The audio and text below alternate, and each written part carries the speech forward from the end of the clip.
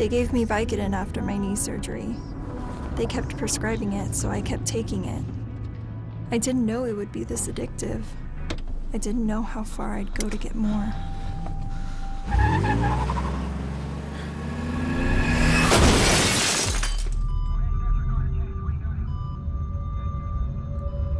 Opioid dependence can happen after just 5 days.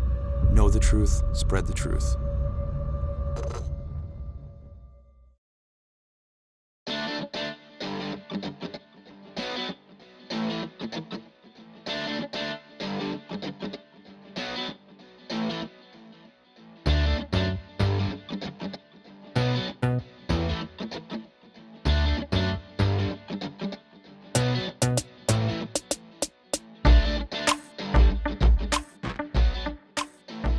Welcome to All About the Biz. Hi, I'm Doug Patterson. I've been in the boxing, entertainment, and wrestling industry for over 40 years now. And this is a show that's going to tell you all about the sport of entertainment, boxing, and wrestling. Today, we're going to talk about the boxing industry.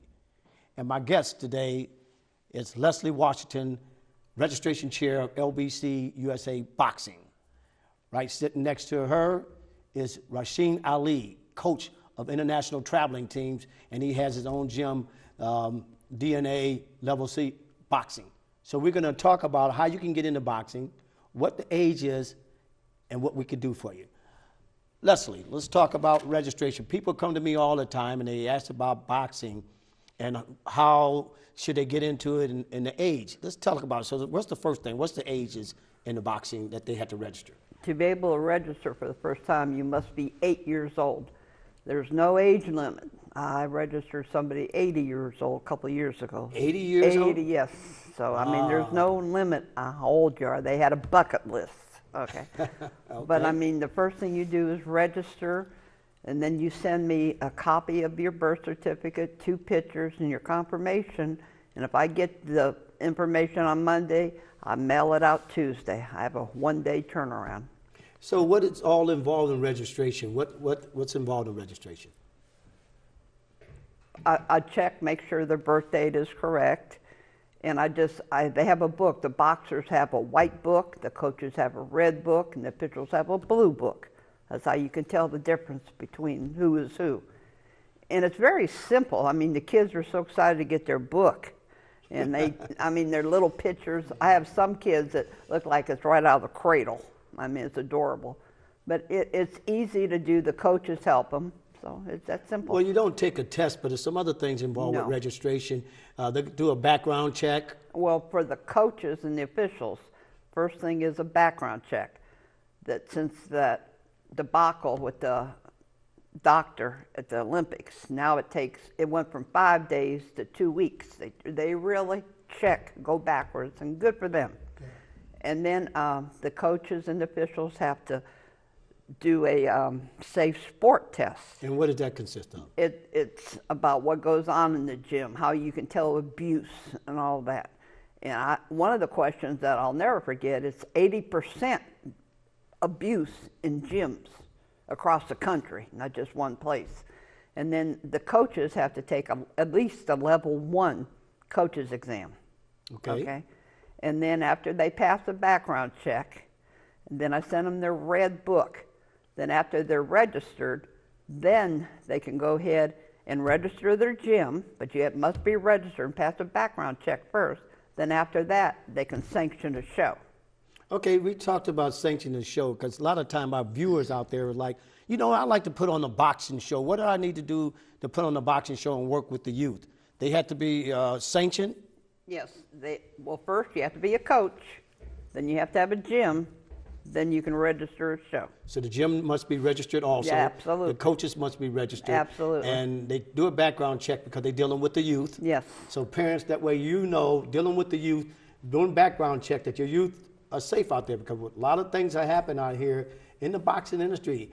So it teaches you a lot of different things. So when you do the safe sport and they do the background checks and things of that nature, they want to make sure you're okay. Because if you put on a boxing match without a certification, if you decide to do that, it covers your insurance to make sure if anything happened, parents, that the child is covered under the insurance of the sanction, because they do have insurance with their registration, because that's very important. What if my child gets hurt and so forth like that? So we look at it like that. Even as an official, I've been officiating for over 32 years. We look at the safety of the athlete, which comes first compared to pro fights. We look at things of that nature. If a boxer's eyes move over and things of that nature. Our next guest we're going to go on with. Is anything else in registration that we need to know, Leslie? No, but what I do want to mention is we have great doctors. And if a doctor thinks that the boxers are hurt beyond what they say they're hurt, he will give them a 30-day restriction. Or more. Or more, 30, 60, it could be a year. And then they have to take this pink slip to their doctor and say they're fit to box and send it to me. I keep their books. Uh-oh. Yeah, You heard that? they're not She going keeps to the be able books. to box without your book. I mean, we're very safe. We make sure our kids are safe. So you're keeping the book so that way if a boxer is hurt and they're suspended for a certain amount of time, the book would tell you if that person is allowed to box. Because they're not allowed to box, even in the coaches that have them in the gym, parents. If they don't bring that book back and show that from that period of time that they're not supposed to box, you would be notified, so your child shouldn't even be in the ring or at the gym. So you'll know that. So make sure you stay on top of that. Yes. Leslie, that's good thinking. Thank you. A lot of safety that we look at Absolutely. look at the boxers. And then when we come to, once they're registered and do all that, then they go over to Mr. Rasheen Ali, to DNA Yes. Level C Boxing, who travels with the national team. So what do you do with your children once they get into boxing, or parents, and what do they teach you? Well, What do you teach them? Well, once they, as Leslie was speaking, once they become, registered, they enter the club. Well, first off, they come to a club, around the city or like ours, and sign up. Starting at 8 years old, Yes, they can do it. yes, Okay. Starting at 8, and we actually start them a little bit younger, but of course, they can't compete. But it's just to help, with a lot of parents because they're concerned about their child being bullied in school. And, it's a lot of that going on. So we have a lot of parents that bring their young ones in there just to, learn how to defend themselves because, it's kind of tough out there for them. So, we try to help them and, try to meet those goals so that they can feel a little bit safer in school. Because if you're getting bullied, how you going to learn? You're more focused about your, your safety than. So what you're saying is you don't necessarily have to box, but you teach the discipline to defend yourself to stop some of the bullying. Absolutely. You don't have to be a boxer to train like one, So you can train getting in condition without getting hit. We have. Because I don't box. I don't like getting hit. I'm dodging and so forth. But you discipline to keep people from bullying, so that's good. Yeah. We have a lot of boxers that signed up for non-contact, because, it might be some health issues. We had one fighter that had tumors and stuff like that, so they couldn't do it, but they still wanted to be able to defend themselves if something happened. Okay, that's good. And so you you take the youth and you travel all over the place with them. And is it a fee involved with your school? Yes, there's a small fee, but it goes towards traveling expenses and stuff like that. So they take that money and put it in traveling expenses and according to what we talked about before, the outfits and things in there. So you put it right back in there. And if they qualify, a lot of the people, there's no fee at all. Depends Correct. on their financial situation. Correct. Yeah, a lot of them don't pay. A lot of them don't pay, and I'm not gonna turn them away. I pick them up. Some of them, far away, but I like doing it. I don't have a problem picking them up, dropping them back off at home. And we also have a nutrition program that we started back in October. So if they're hungry, they can eat after they work out, which consists of a snack, juice, milk, sandwiches. So now, that's why they chose you being a matchmaker for the Glenville Festival coming up August the 10th, because they do a lot of youth and family, since it's a family event, and you bring the youth from out of town and things of that nature. This year you have teams coming from Wisconsin, Yes. So they get a chance to meet other people from out of state. They get a chance to mingle with different other people instead of their friends all the time. Yes. So they become bonded a little bit more. Absolutely. And when you bring it to the Glenville Festival, again, August the 10th this year, they get a chance to compete with their parents. It's a friendly type of event. It's a free event. It's a free event, and so they're bringing all the families together too. So that's a good thing like that. Yeah, great event. So make sure in y'all conditioning, now, have you boxed yourself? Yes, I did. I stopped competing in 2004 and just started giving back to the youth and just you know, the same road I went down, you know, just because I've been there. So I'm just trying to give them that, you know, that outlet where they can take that negative energy and put it into something positive. And if they do good enough, they can travel and make the international team with USA Boxing and then go international. Because I work with a lot of the international fighters as well, traveling all over the country. We just came back from Sofia, Bulgaria, bringing back 2 golds, 1 silver, and 5 bronze medals. Wow, and that's, that is you know, good. athletes from all the way from California down to Florida, out to New York. So they make friends from other countries and so forth too, and see their way. So getting into boxing does more than just defend yourself. It actually gives you a chance to meet and greet and get your personalities together and quit making excuses why you didn't make it in life, because there's always ways you could do it. So let's go back over that. So number 1, you don't have to be a boxer in order to train to get in condition. Exactly. Number 2, if you decide to box, you're going to get them in condition. If you want to get disciplined, not letting people bully you, that says it's going to help like that. So boxing can do a lot of things, keeping the people out of the streets, getting in the gym. And recently we've been having a lot of boxing shows, and there's a packed audience. And Cleveland's been called the little Las Vegas right now. We got a lot of world champions that grew up. I refereed some of these guys that were little guys, and now they're grown up and they've been champions, so they are successful in their life in different criteria.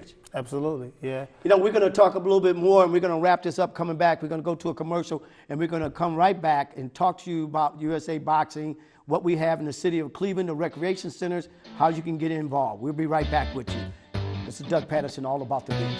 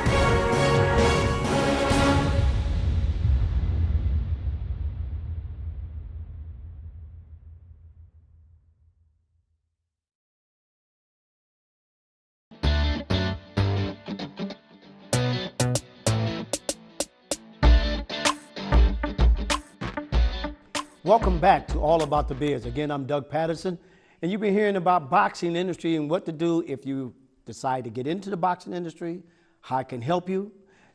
My guest today was Leslie Washington, Registration Chair, USA Boxing, LBC, and Mr. Rasheen Ali from DNA Level C Boxing Club.